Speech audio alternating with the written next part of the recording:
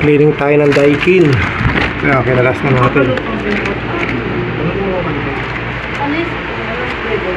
So sa mga may Daikin dyan, pa-cleaning ng Daikin, labotas.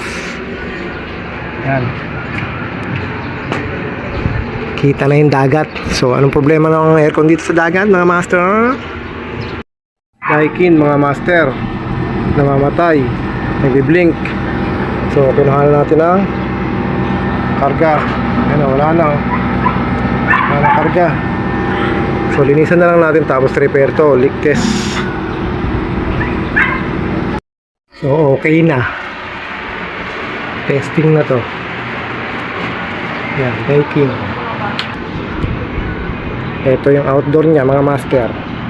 Dalawa yung nilinis natin, Daikin. Okay, goods.